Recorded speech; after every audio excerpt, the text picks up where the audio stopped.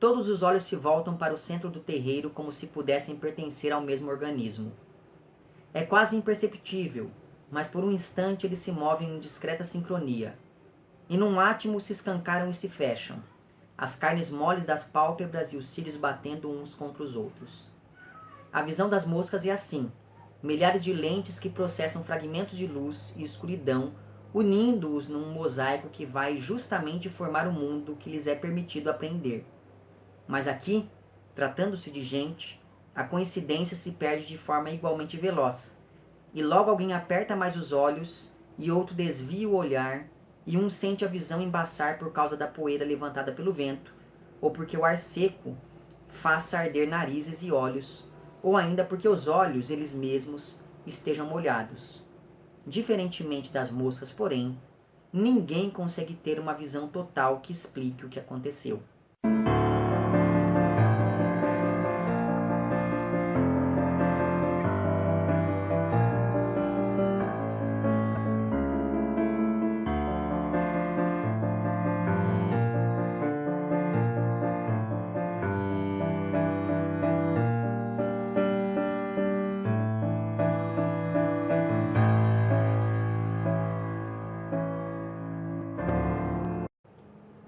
Muito bem, no vídeo de hoje nós vamos falar um pouquinho sobre Caminhando com os Mortos, que é um romance da Micheline Verunsky, publicado agora em 2023 pela Companhia das Letras, com quem eu tenho parceria, e é por isso que eu estou com este meu exemplar aqui em mãos.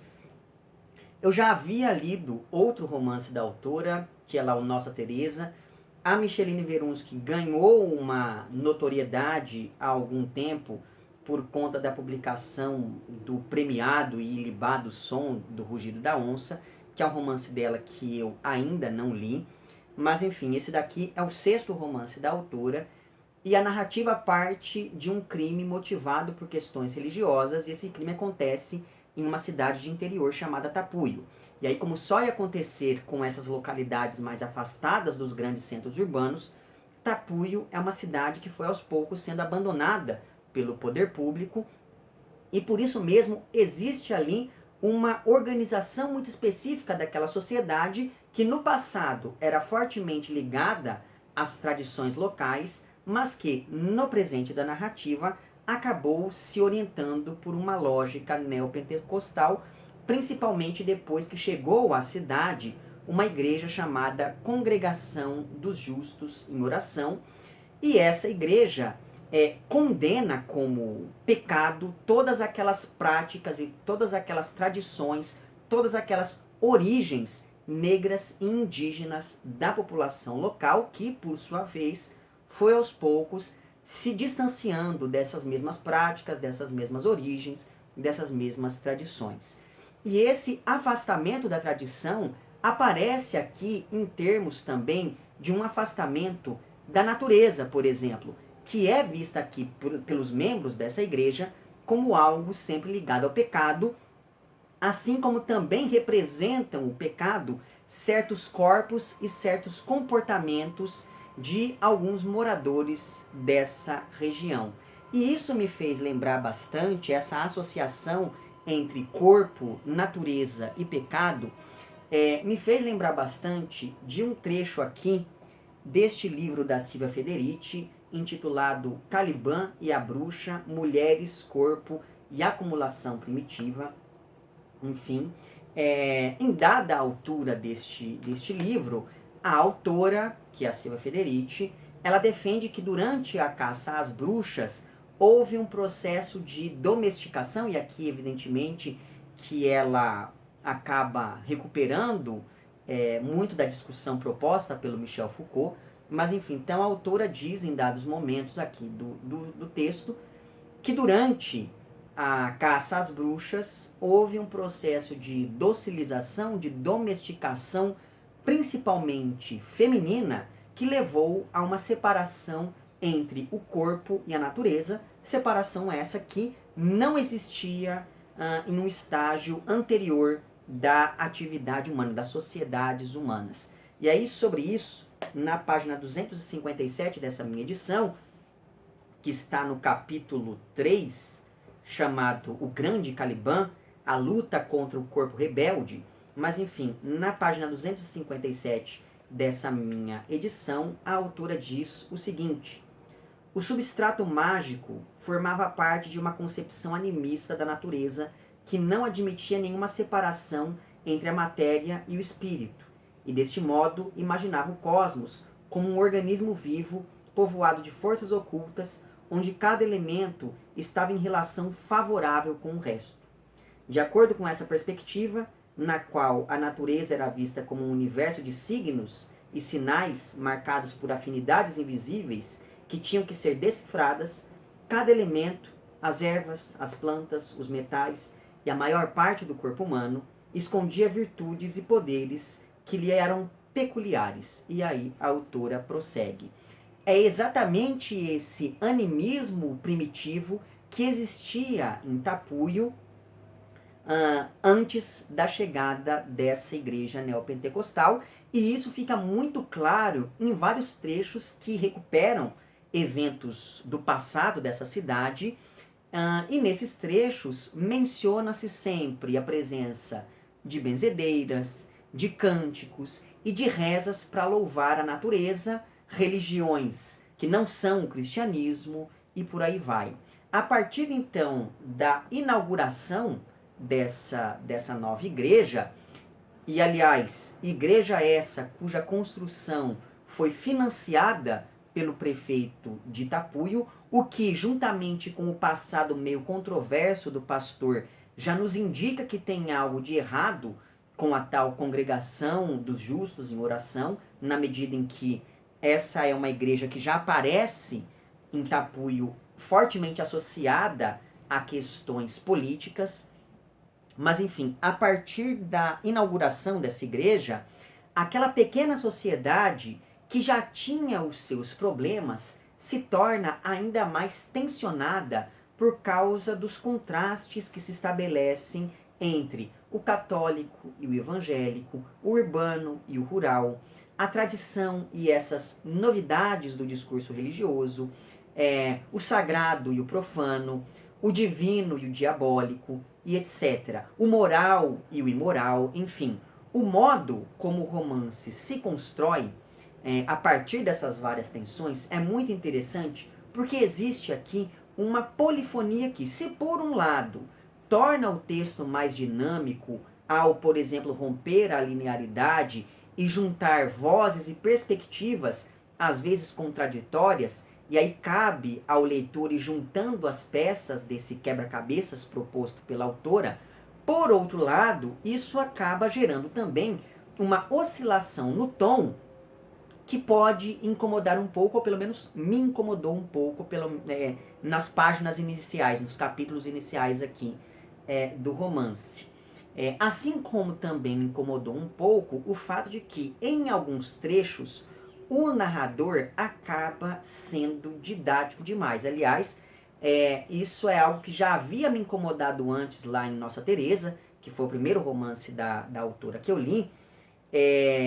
O que me incomodou naquele livro também foi esse tom meio didático do narrador, que me causou certa estranheza.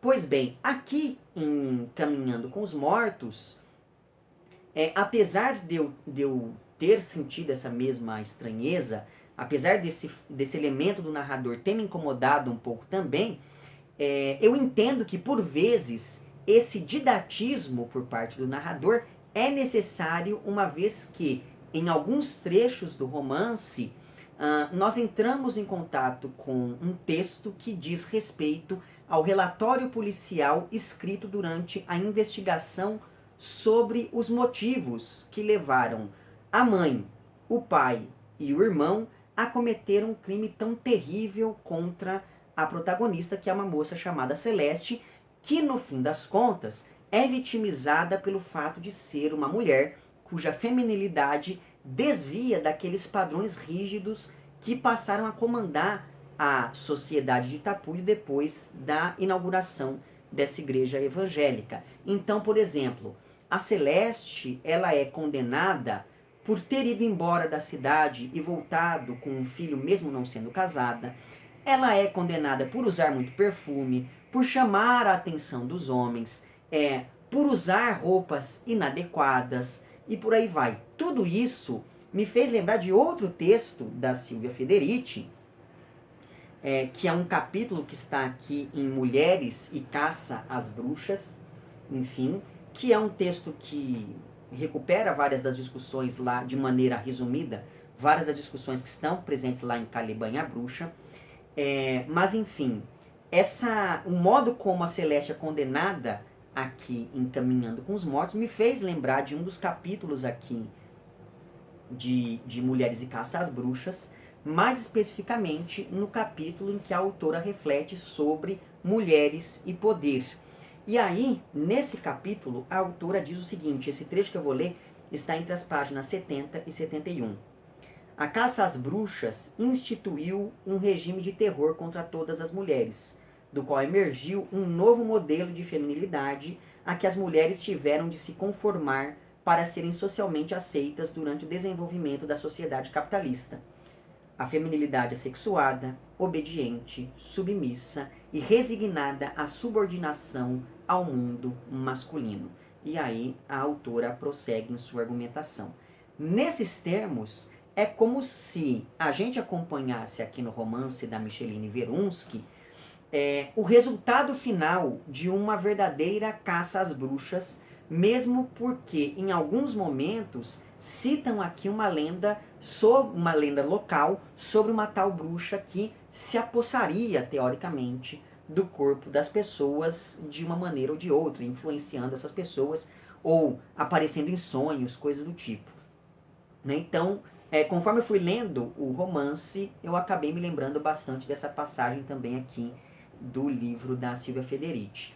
Além disso, essa polifonia a qual me referi antes não apenas rompe a linearidade do romance, mas também faz com que o passado, o presente e o futuro se influenciem quase que mutuamente, uma vez que a memória e a própria noção de tempo surgem aqui na narrativa como algo que se constrói de maneira quase performática, na medida em que tudo depende de quem é que está recuperando alguma memória da região para justificar o crime que foi cometido contra a Celeste, que aparece aqui como uma espécie de bruxa que deve ser punida para que o pecado saia de seu corpo. E o mais interessante nisso tudo é que essa punição se deve também ao fato de a Celeste ter um corpo teoricamente atraente, teoricamente desejável, mas a primeira vez em que esse corpo aparece no romance, ele surge como um corpo morto, um corpo que não é e nem deve ser objeto do desejo. Então achei muito interessante essa contradição, que é uma contradição proposital no modo como essa personagem é construída. Há a casa e as paredes que sustentam a casa. Há a gameleira num canto recendendo o azedo e as galinhas ciscando inabaláveis. Duas leiras de cravos tristes, maltratados, ladeiam a construção.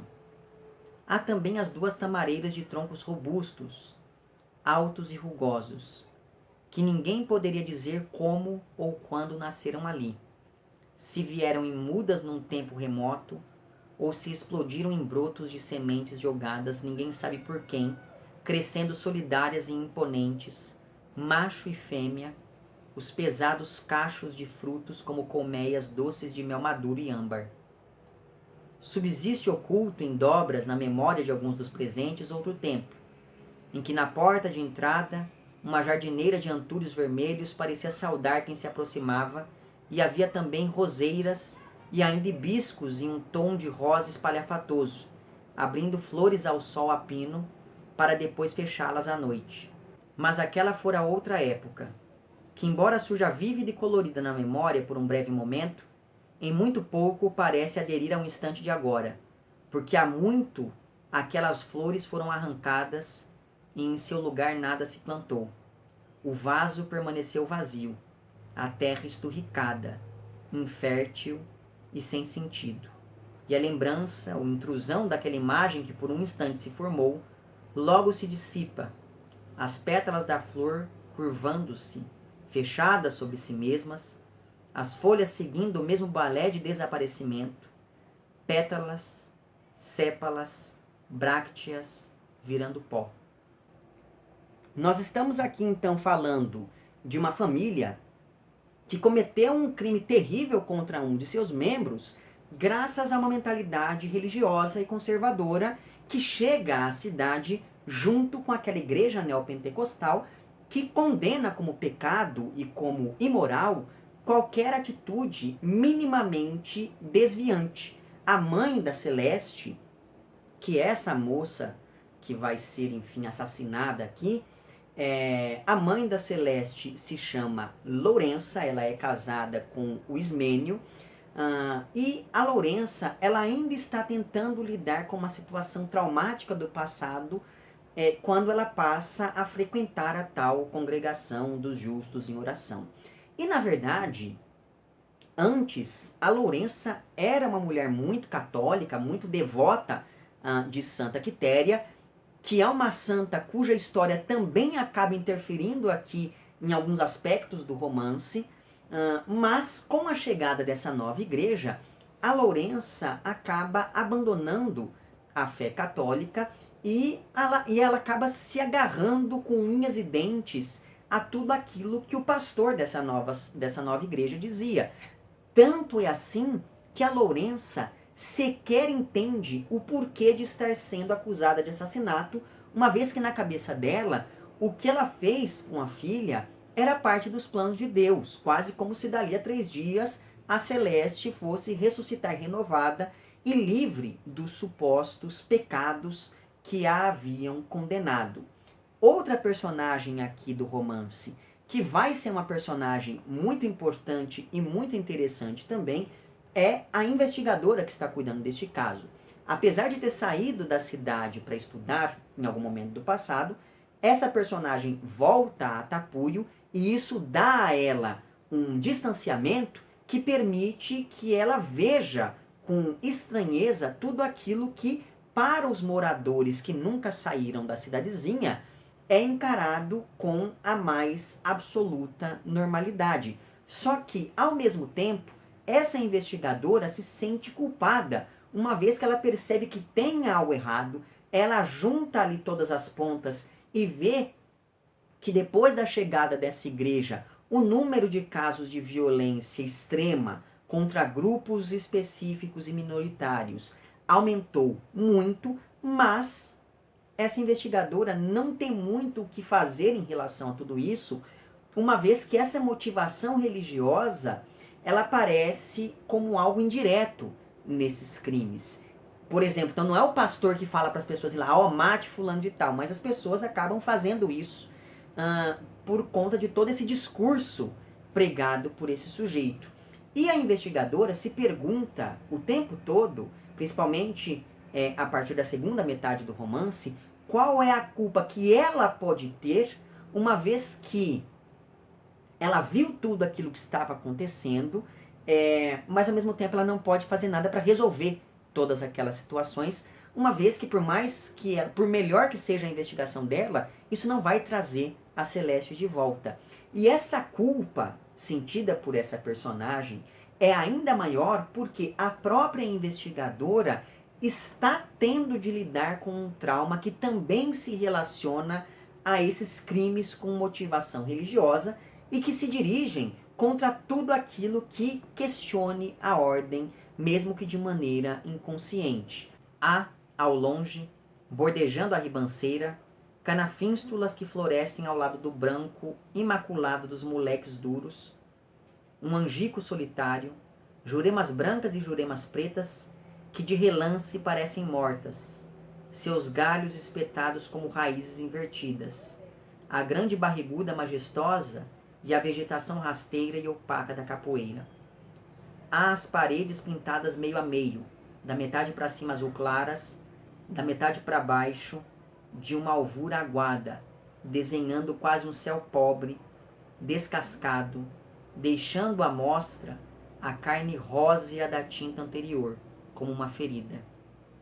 Numa das paredes da sala, um calendário já antigo exibe filhotes desbotados de gato dentro de uma cesta, e os olhos dos animais figuram irreais, cor de violeta, impossíveis de existir nesse mundo.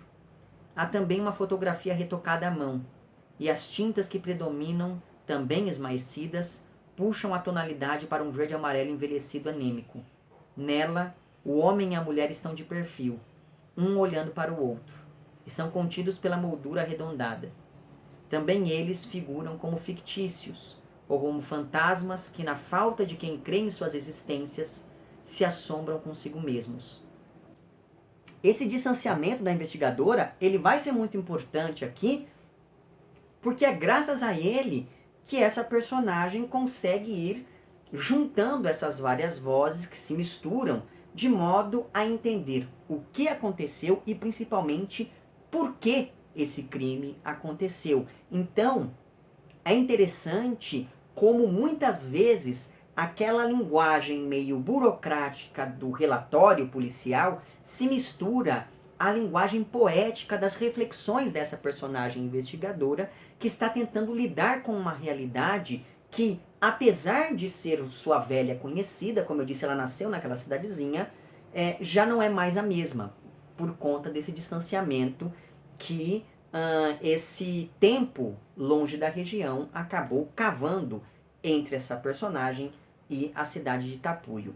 Essa hesitação da investigadora acaba dando à narrativa, e também essa hesitação da linguagem, essa mudança da linguagem que oscila entre o burocrático e o poético em alguns momentos, tudo isso leva à narrativa um aspecto meio onírico, uma vez que em vários momentos existe aqui um apelo muito sensorial nas descrições que são feitas. Como, por exemplo, nos trechos que descrevem ali o terreno onde o corpo da Celeste foi encontrado, e essas descrições elas são aquelas presentes sobretudo no primeiro capítulo do livro, né? Que, aliás, é um baita início, porque esse primeiro capítulo já nos coloca de maneira muito efetiva nesse espaço e faz isso descrevendo desde ali o terreno até apelando aos sons, por exemplo, do barulho dos latidos dos cachorros, ou então quando a gente pensa, sei lá, no barulho das moscas varejeiras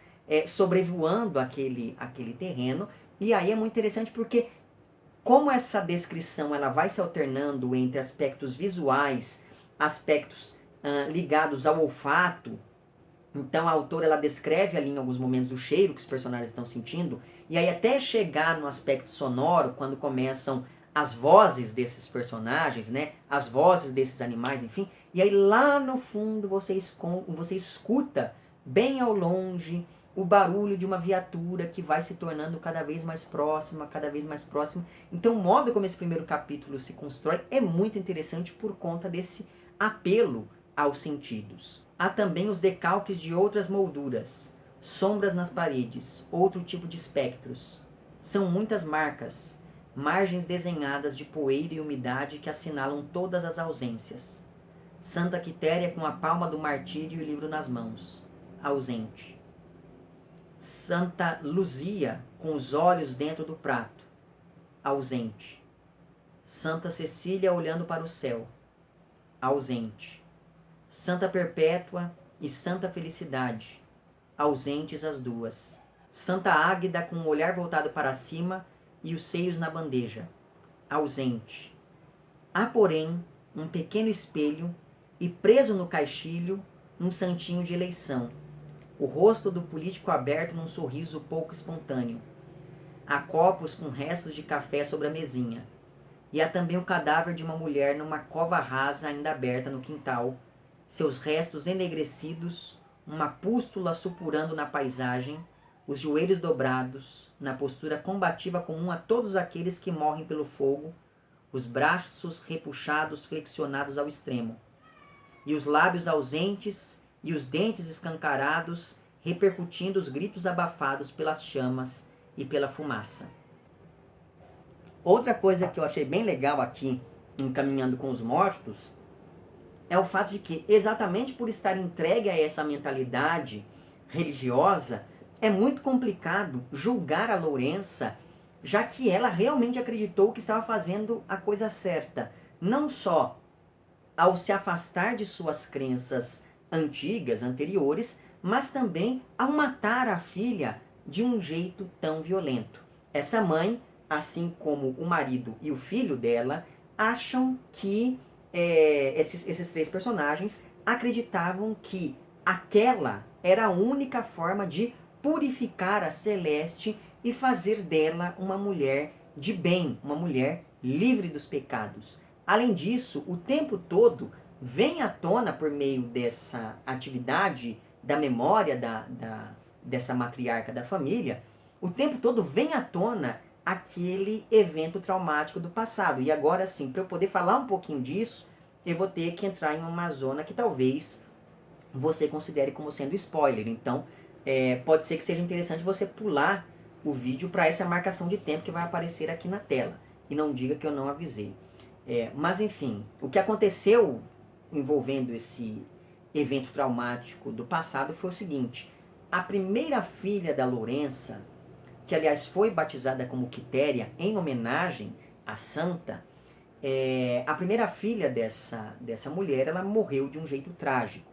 O que aconteceu foi que um dia a Lourença teve que sair de casa por alguns minutos e nesse meio tempo ela esqueceu a porta aberta, e aí quando ela voltou para casa, ela descobriu que a Quitéria, que ainda era um bebê, foi morta pela porca de um dos vizinhos, que era uma porca que andava solta pela região. Né? Então veja, e aí você pode falar, nossa, mas essa mulher não pensou que alguém poderia entrar na casa e sequestrar o bebê? Novamente, Itapuã é uma cidadezinha que fica perdida no interior. Então não havia naquela época do passado remoto essa coisa da violência, da criminalidade, enfim. Então era normal que as pessoas saíssem e deixassem a porta aberta. Tanto que o que matou a filha da Lourença não foi uma outra pessoa, foi um animal, né? E principalmente foi um porco, que dentro dessa mentalidade judaico-cristã é um animal ligado à interdição, é um animal ligado ali à proibição, ao pecado, né? O porco é um animal impuro, né? Então é muito interessante essa simbologia que a autora acaba colocando aqui por conta do agente que motiva a morte dessa criança chamada Quitéria. Né? Então veja, desde o início, a Lourença já aparece aqui como essa mulher que falhou como mãe, o que acaba fazendo com que ela se desespere para não falhar uma segunda vez. Só que é exatamente esse medo de falhar que faz com que ela fale repetidas vezes ao longo do romance, pensando naquilo que se esperaria que uma mulher fizesse em uma comunidade regida por uma ordem patriarcal tão estanque. Então a função dela dentro daquela sociedade, dentro do seio familiar, era cuidar das filhas. E é isso que ela acaba não conseguindo fazer. Evidentemente que nada disso justifica a atitude dessa personagem, mas isso acaba explicando o porquê dessa personagem ter essa fé cega, né, tão cega, que a impede de ver o que ela estava fazendo com a própria filha, o que ela estava fazendo com a Celeste. E enfim tudo se mistura.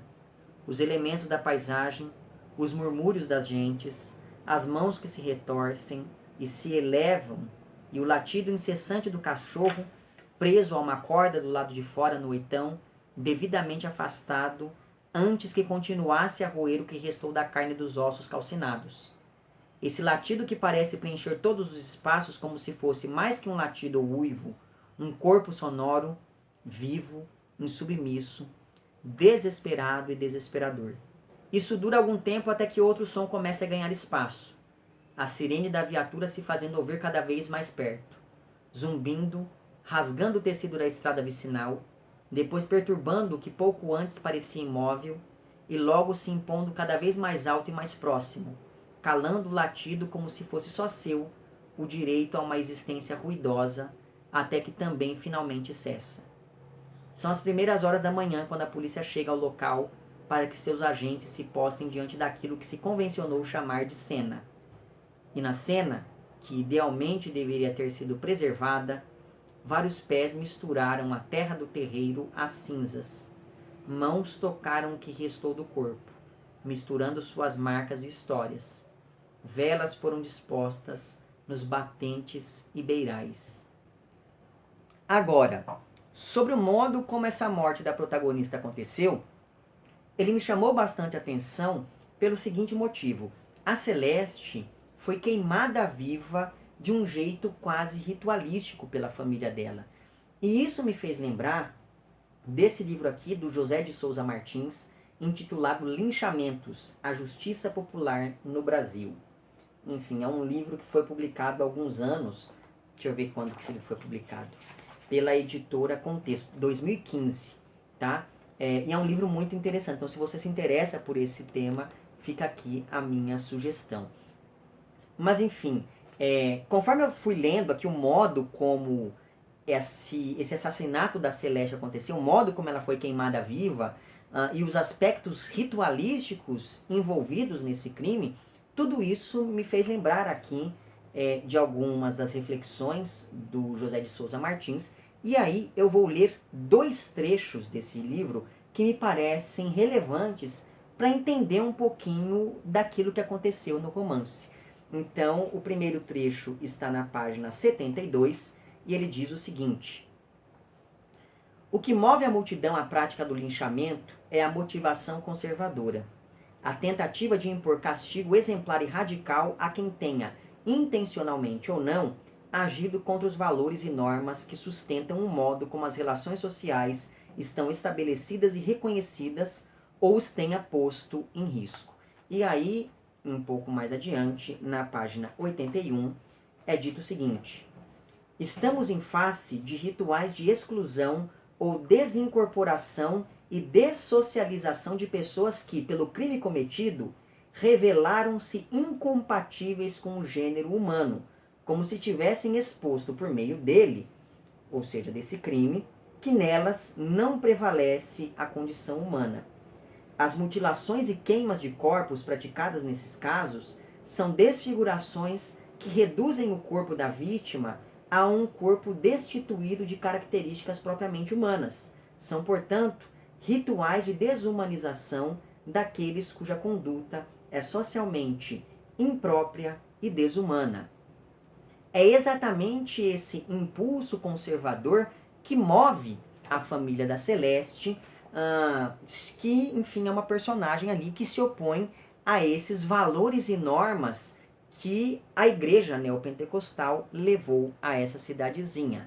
Além disso, como diz aqui o segundo trecho que eu li para vocês do livro, queimar uma pessoa funciona como esse ritual de desumanização em relação a essa filha que volta que volta da cidade grande com uma postura que os demais membros da família julgam inadequada por estarem ali imersos já nessa mentalidade religiosa.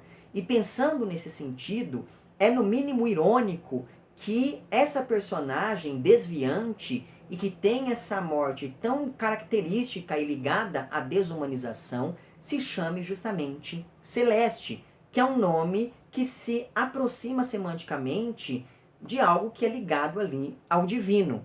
Então, com tudo isso, por mais que esses personagens tenham sempre a sensação de que o mal está espreitando eles de qualquer canto escuro com o qual eles entrem em contato, o que permanece o tempo todo é essa violência generalizada, essa ruína, esse passado que assombra o presente e justifica o título do romance, já que o passado que se recusa a passar é aquele que mantém os mortos caminhando entre os vivos. E apesar de central, o caso da Celeste não é o único aqui do romance, uma vez que existem menções a outras pessoas mortas de modo igualmente violento. E aí eu gostaria de ler aqui um trecho do romance que está na página 112 e que diz o seguinte: nesta terra sempre se acha a bruxa certa para supliciar. Não foi assim com Narcisa, a travesti, degolada e queimada depois de uma sessão de espancamento?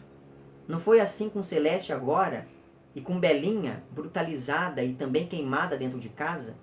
Não foi assim com as moças do Poço da Guiné? E aí a narradora prossegue nessas suas reflexões, né? E é engraçado como essa vontade de matar que aparece no romance acaba, de certa maneira, rasurando aquela ideia de que o brasileiro é um povo cordial. Se embaralharmos as figuras, tudo será de outra forma. E a história é bem possível que se torne outra. A casa trocará de pele como um lagarto, deixando à mostra músculos e gorduras e tendões avermelhados sem reboco. Seus degraus se aplanam, sua ossatura se estica. Ramagens de batata doce irrompem pelas frestas e pelo teto. Não haverá nenhuma personagem reduzida a cinzas no centro da cena, e do que foi outrora a cova da moça, irromperá um gigantesco tamboril, e o cão também será outro, ou serão muitos. E embora haja ainda uma mulher a perscrutar tudo, ela nada diz, deslizando seu olhar silencioso pelo lugar que escolheu para que fosse o seu começo e o seu fim. E já, em torno de tudo, as varejeiras.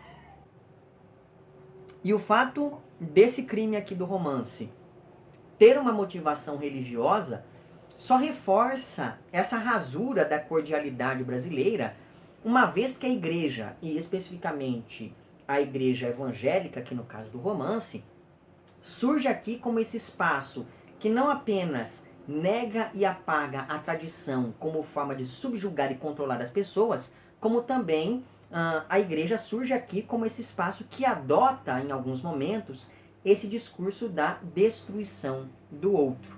E aí, enfim, por tudo isso, evidentemente, fica a minha forte recomendação de leitura deste Caminhando com os Mortos. Eu fiquei muito impressionado com este romance.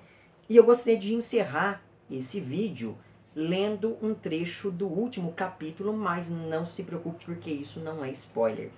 O trecho que eu vou ler está entre as páginas 140 e 141, está escrito nele o seguinte: é disso que se trata afinal, de vida e de morte, e dos seus agentes diretos e indiretos, e desse ciclo que nunca mesmo acaba. Desde a primeira pedra polida em arma, que diferentemente de qualquer outra espécie, nos especializamos nos engenhos de matar. É o que nos diferencia dos bichos e do mofo e das frutas venenosas. E tudo servirá de arma para nós, desde a pedra, aquela mesma afiada em lâmina grave, até as coisas que tomam a aparência mais inofensiva ou grandiloquente, seja o açúcar ou a palavra, sejam os documentos ou os deuses. Para o leão e o javali, serão sempre os músculos em tensão e explosão, além das garras e dentes. Para o louva-a-Deus que devora o parceiro, serão sempre as patas em voraz serrilhado, matando a fome com a energia que suprirá uma nova descendência destinada também aos apetites. Mas para homens e mulheres, ao contrário, tudo servirá de tecnologia para o assassinato. Enfim, então é isso. Fica novamente a minha recomendação enfática para que você leia aqui Caminhando com os Mortos. Eu vou deixar na descrição desse vídeo as referências bibliográficas para esses livros que eu usei durante essa minha fala, e vou deixar também o link para o meu perfil no Apoia-se. E assim, caso você queira e possa contribuir financeiramente com esse meu trabalho, basta você entrar em contato com os planos de apoio e também com as recompensas equivalentes a cada um desses planos. Fica aqui o meu agradecimento às pessoas que já contribuem, e para você que quer fazer isso, mas que não pode fazê-lo financeiramente, basta você mostrar para o algoritmo do YouTube que o meu conteúdo é relevante de algum modo. Então curta esse vídeo, compartilhe, comente, etc e tal. Certo? Vemo-nos então nos próximos vídeos e um amplex.